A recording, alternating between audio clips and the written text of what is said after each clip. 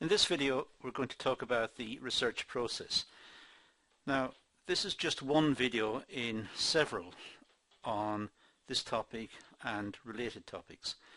So it's important that you look at the other videos as well in this series of classes. But for the moment let's start by looking at the various steps in the business research process. And the first one is to identify a problem that needs understanding and solution. It's the most basic step. It's the one where it all starts. Identify a problem that needs understanding and solution.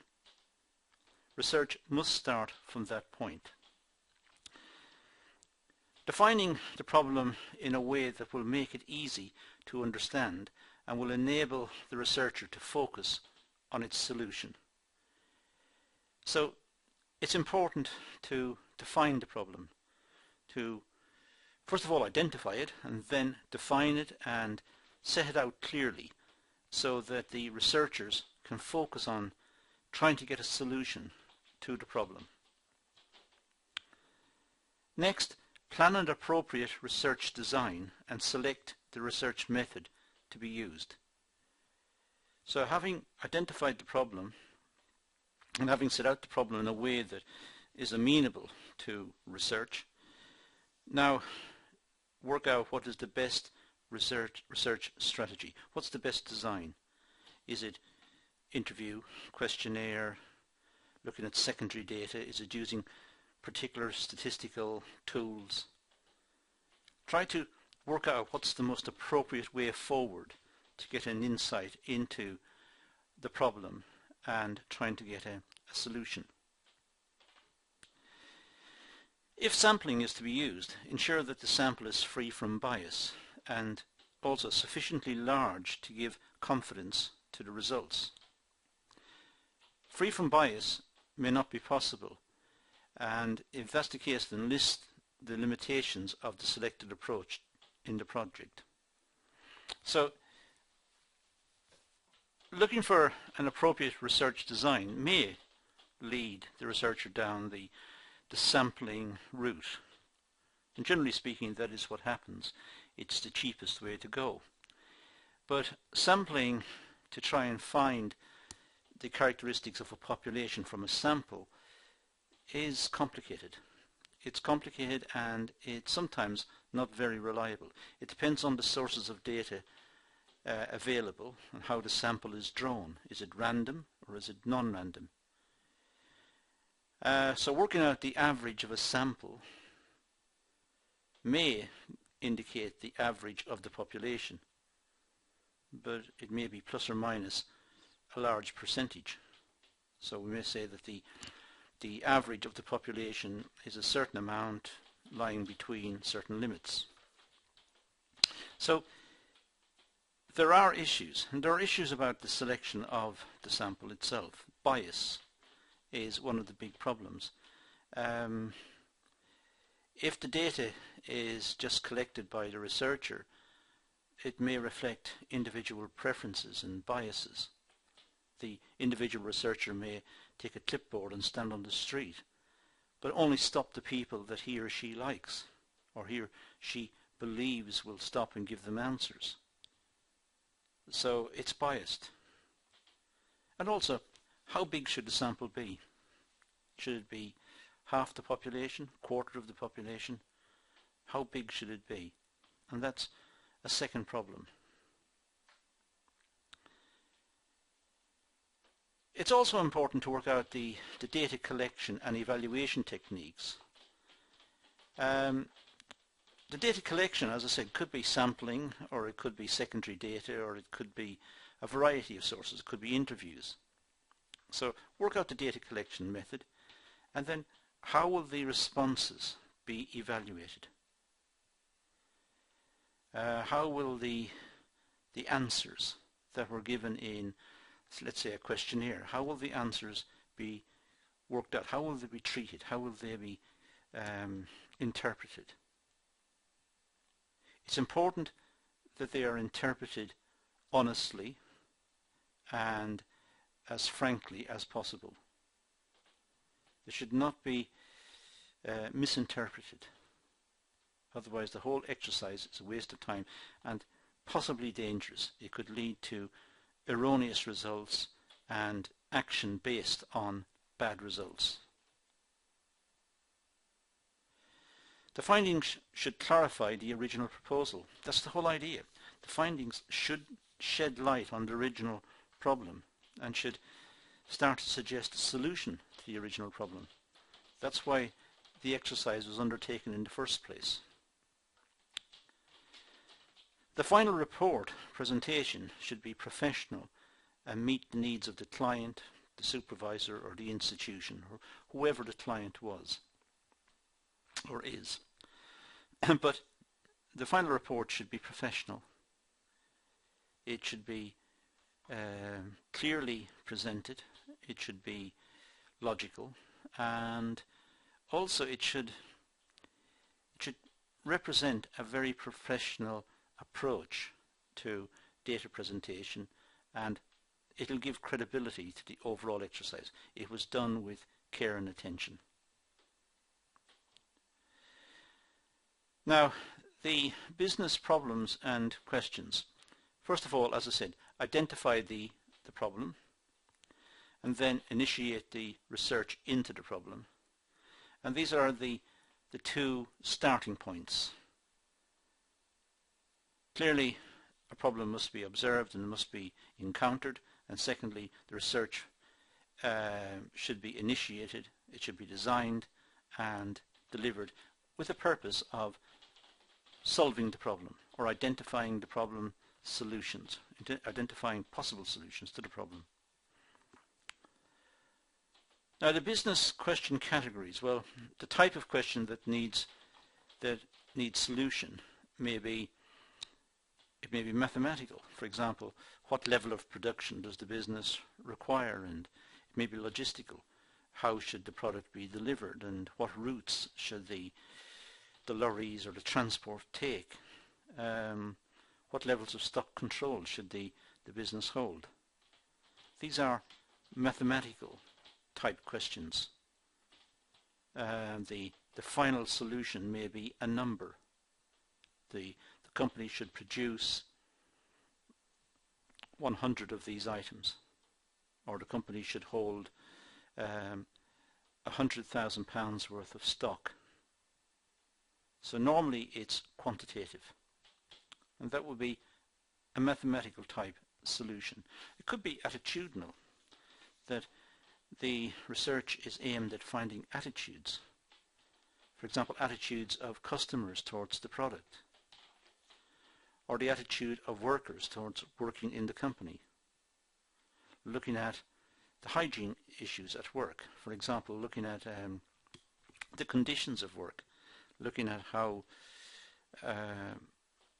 the offices are structured and if it's nice or not nice, and so it's looking at attitudinal issues. 3 is market research, assessing customer attitude and experiences. Now, I've already hinted at those when I talked about attitudinal research, but it may be that it's a complete focus on the customer, looking at attitudes of the customer, but also looking at the distribution of customers, looking at past buying behavior of customers. So there are different types of business question relating to the customers for the product. It may also be business research trying to determine what are the industry norms and best practices. What are other companies in the industry doing? What are similar companies doing in terms of production techniques, in terms of stock holding, in terms of training for the workers? What are the industry norms? What are the best practices? And a business may wish to determine this about other companies in the industry. There are 2 other types of business category. The solution identified from the research should be supported by evidence and logical argument. Now, business categories are not often they don't often come in very clear questions. Sometimes the questions may be a little confusing, so it's important to have a category where the solutions are identified from the research and supported by evidence and logical argument set out clearly. So it's a category of question which is amenable to logical solution, logical argument, logical points, and there is clear evidence as to the nature of the solution. In business, the solutions should be practical and feasible. That's very important, and it's enabling research into business question categories which are feasible. There may be business question categories which are not feasible, but there's little point in recommending a solution that is outside the available budget or has not yet been invented. What's the point of investigating something which cannot be afforded? So question categories have to be feasible. They have to be capable of being completed. And they're only the ones which are logical and which make sense in a structured sense should be undertaken. So these are two further types of business question categories. Now the whole process of addressing the business question should be methodically structured. Ensure that the research question is clear. That's very important. Absolute clarity in the research question. Examine past research and current thinking on the problem. Try to find out what was done in the past in the same area. How was past research structured and what were the outcomes of that research? And try to figure out the differences between the past research and the current research problem. Try to separate out any components of the research question and deal with them separately. It may be possible to look at the research question in parts. It may be a research area rather than a single question, in which case there may be several sub-questions. We'll try to identify those and try to deal with each one separately, if possible. Carefully match evidence with the questions and then perform the analysis. It's important to look at the evidence, look at what has been found, and match that with the questions, and then perform analysis. To what extent does the evidence contradict what would be expected? To what extent does the evidence support what was expected? Give reasons why.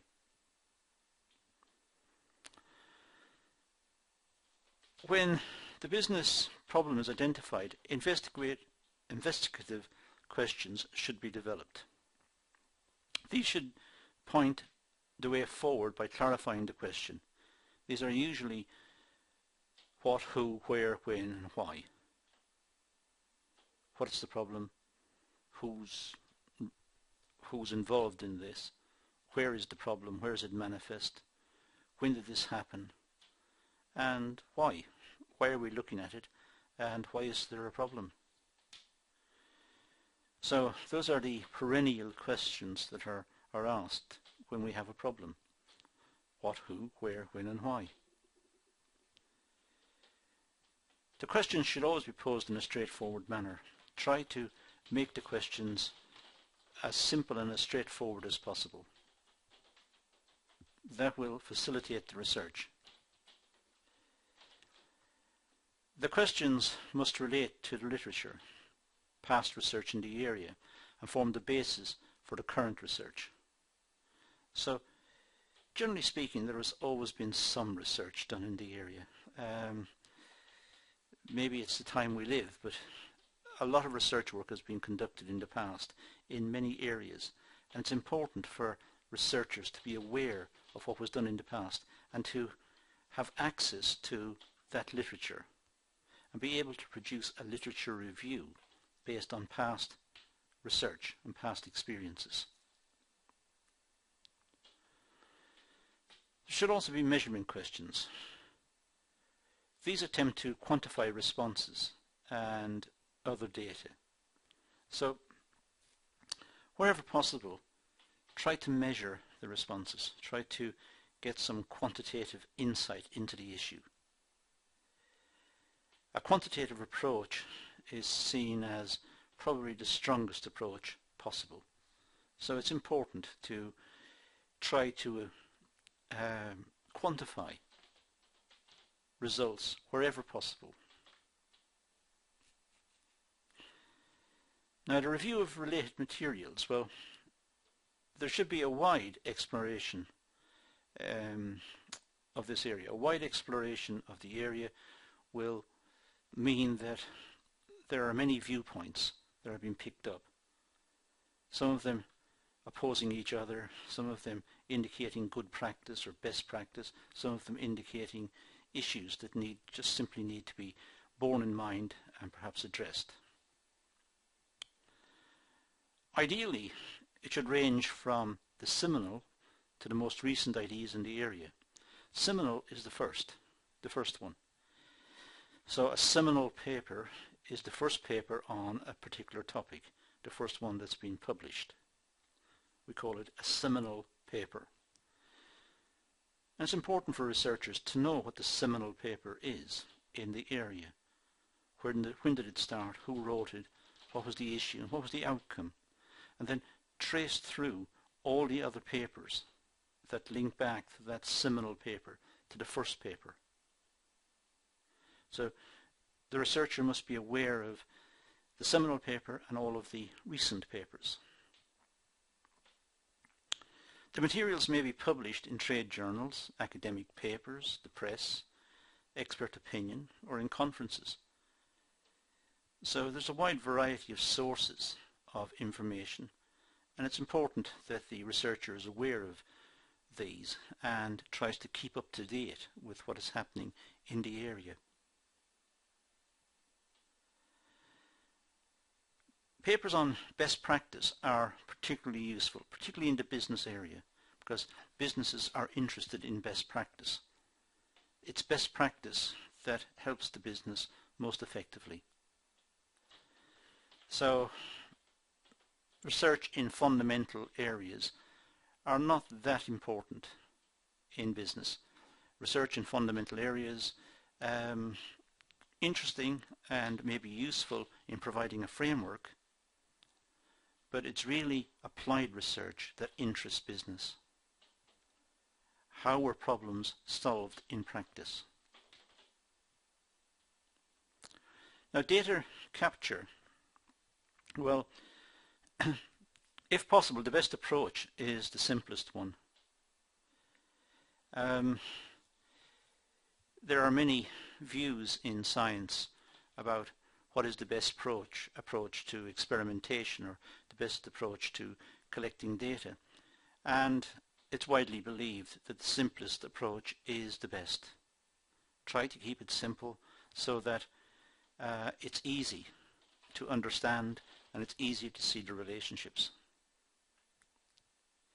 In designing the study to meet the requirements of a research proposal, an efficient study focuses on the selected question only.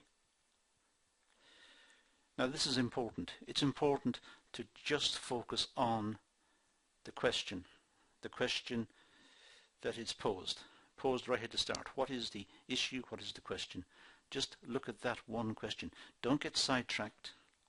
Don't drift off into looking at other areas, even though they may look appealing and interesting. They're not the core of the study. The core of the study is addressing the question that was identified at the start. Ensure that the resources and skills are in place to analyse the data. Before the activity takes place, it's important to have a research budget, to know how much it's going to cost, estimated as precisely as possible, and then stick within the budgeted guidelines. Now, The budget should also mention the skills that are required, the type of people that are required. It may require IT people. It may require statisticians or accountants, or it may require psychologists, expert opinions. Whatever is required should be set out, and the resources should be in place to ensure that the data can be analysed. Avoid bias in the data capture exercise. I mentioned this earlier. There are all sources of bias. If it's a questionnaire, the researcher may just stop people who he or she thinks will help. That's biased. It's important to be as objective as possible, to try to avoid any bias. Bias leads to erroneous conclusions, and if decisions are based on wrong conclusions, they can be disastrous. They can be very hurtful to the business. List all known limitations of the study. Look at past studies and find out what were the issues that were identified in past studies. What were the limitations? What were the problems that were encountered? Look at those problems and try to learn from them, and be aware that these problems may arise again. Now, as I said, there should be a resource allocation budget. So attempt to measure the time and resources required for each part of the study. Try to draw up a budget. Try to say, well, the questionnaire design will take X days. It'll need to be piloted. It'll be so many more days. It'll require the following people. They will cost so much. Once it's approved, it needs to be administered. That will be so many days. The researchers will have to be paid. It'll have to be analysed. The people doing the analysis will have to be paid. They will require specialist resources that have to be bought, and so on and so on and so on. So it's important to have a budget that lists these. And try to make realistic estimates. Don't imagine the estimates. Try to be as honest and as open and as accurate as is possible in deriving the estimates. And try to get others to check the estimates, to see that they're broadly correct, that the other people who have an expertise in the area would say that the estimated budget is broadly correct. The research is feasible, it's possible with that budget. In fact, it may involve a table, for example, something like that. It may have the different stages or activities in the research listed. I've just got 7 here. Problem identification, project planning stage, and then the resources. What's required? Time and staff, time, research material, travel, computing resources, presentation skills, and look at the cost of each one. Then I've got it in percentages here, so the cost would be, let's say, of problem identification might be 7% of the final budget. So if the management allocate a certain budget, 7% of it will be to identify the problem, precisely identify the problem. 8% of it will be the project planning stage, and 10% will be reviewing the literature and reviewing the resources. So it's a resource allocation budget. The evaluation methods, well, there could be ex post facto approach. This attempts to solve the problem after it has arisen. So there's a problem, and the problem has arisen within the business, so everyone's aware of the problem, and then it's researched. Well, the problem's already occurred, but it's important to research it so as to learn from the experience, learn from the bad experience if it's a problem, so as to ensure that it doesn't happen again. Try to work it out in a way that it doesn't happen a second time. They have researched it, they understand the issue, they understand the problem, and they can take measures to prevent it happening again. An evaluation method may involve a team or individual appraisal of the recommended results. If a team appraises the recommendation, a consensus or majority view should be agreed in advance. So, having looked at a problem, having evaluated a problem, and having identified some solution, a team may look at this, and the team, presumably of experts, will want to make comments, and ideally the team should agree that this is the solution, that's what the research suggested, and they agree. So it should be a consensus or a majority view that agree that this is the appropriate solution. Set out the decision criteria for the exercise.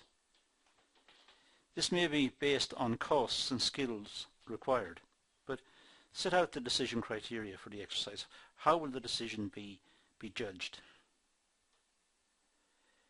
When the research is being conducted, at what point will the researcher say that this is the solution? This is the solution, or should they continue to research? How will they judge when the solution has been found? Sometimes it's not very clear. So sometimes they will go as far as they can, or as far as they can see, or as far as the budget will permit, and then make recommendations at that stage. So it may be based on costs, or it may be based on skills. Now the contents of a research proposal, well, it's a statement of the research question that has to be in. There must be some idea about what's being researched, so the question must be identified right at the start. There should be a description of the research methodology. How is it going to be conducted? Survey, interviews, secondary material, statistical analysis. How is it going to be researched? If there's data required, how will the data be collected? And how will it be prepared? Will the data be collected and entered into a computer? Will the data be refined? Perhaps it will be worked out as index numbers, or will it be worked out in some way where some decision will be made about outliers, extreme values will be cut off? How will the data be prepared? Then there's the data analysis and interpretation. Having got the data, it should be analysed. This could be done by a statistical package, perhaps on a computer, a statistical program, such as the statistical package for the social sciences, SPSS. Or it could be done in a variety of ways. It may involve statisticians and experts. Management accountants may be involved. Many different skills may be brought to bear in the analysis and interpretation of the results. And then finally, it should be reported. It should be reported, a report compiled, a written report perhaps. There could be a business presentation of the findings. Now let's look at these in a little bit more detail, I should say. Data collection. Well, this is characterized by abstractness. What sort of data is collected? Is it facts and figures related to, let's say, production in the business, the number of items produced over the last year, or is it related to the feelings of management regarding the current practice, current practices within a certain department? Is it the feelings? Is it what they think is happening? Is it what they would like to see and they wanted to investigate it? Is it abstract? Or is it something which can be counted and which has happened? it's possible to measure the output and say last month the company produced 50, the previous month it produced 40, and so on. Now that's concrete, that's an actual figure. Or is it something vague, like the manager's expectations or the manager's views or aspirations, or what is it that's in the manager's head? That's abstract, but it may need to be researched. Can the research be verified? Is it possible to verify what has been researched? If it's dealing with numbers, let's say production again, well, the records of the business can verify the data. You can just go back and look at the production levels over the last year, and it may verify the data. But if it's looking at people's opinions and looking at ideas in people's heads and trying to get them to articulate what they think, talking to managers and trying to get the managers to articulate what they see as good practice and why they see it as good practice, is that verifiable? Can it be verified? Oh, it's difficult. It's elusive. The data may be elusive. It may be easily found through the records of the business, or it might be elusive. It might have to be searched out. So if it's dealing with a manager's aspirations and their opinions about certain aspects of the work, it may mean trying to work with the manager, observe the manager, talk to the manager, talk to workers who are associated with the manager, try to get a wide variety of perspectives to try and make it less elusive, less vague. It may be that it's necessary to become close to the phenomenon. So it might be that the researcher has to become a participant engage in a participant observation technique. The researcher may need to work with that manager on a day-to-day basis and start to relate to what the manager sees as issues and think about the issues as portrayed by the manager. So the researcher is involved, is working with the manager and can see the issues firsthand. That may be required. There's also, of course, data which is secondary data, which is published. That's easy to find, perhaps. It may be in the local libraries, it may be online.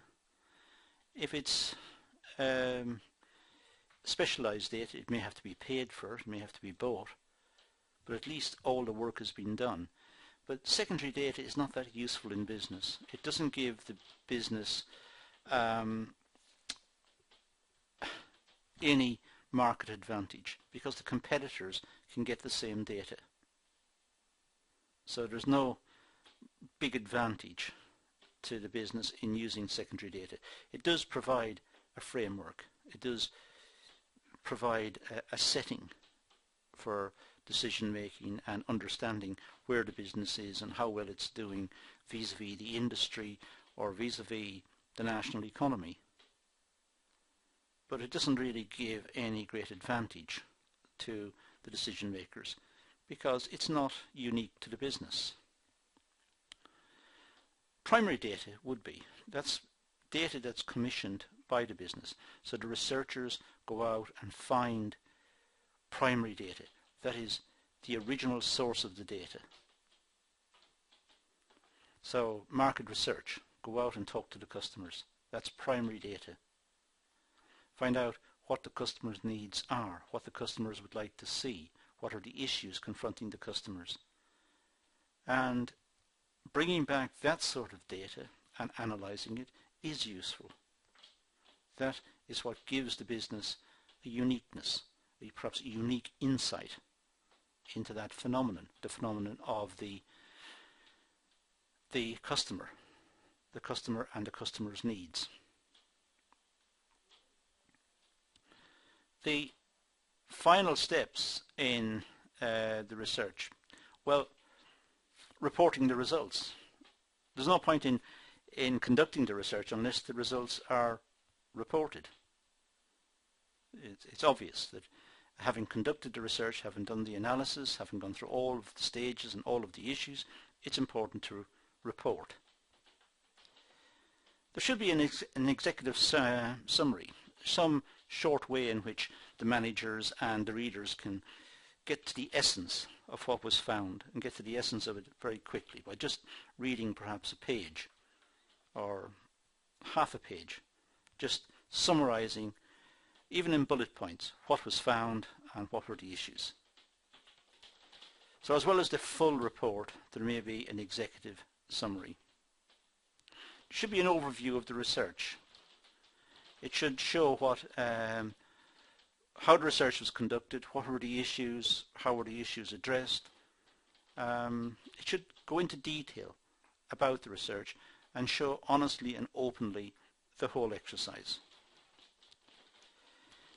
It should make recommendation strategies, recommendations for implementation. There's no point in doing the research unless it's going to be implemented. The business should work on the research. If the business had no intention of changing, but commissioned the research but no intention of changing, there was no point in commissioning it. The research took place because the business had a problem and it wanted the problem addressed. So the idea is to implement the recommendations. And there should be strategies developed that enable the business to do this.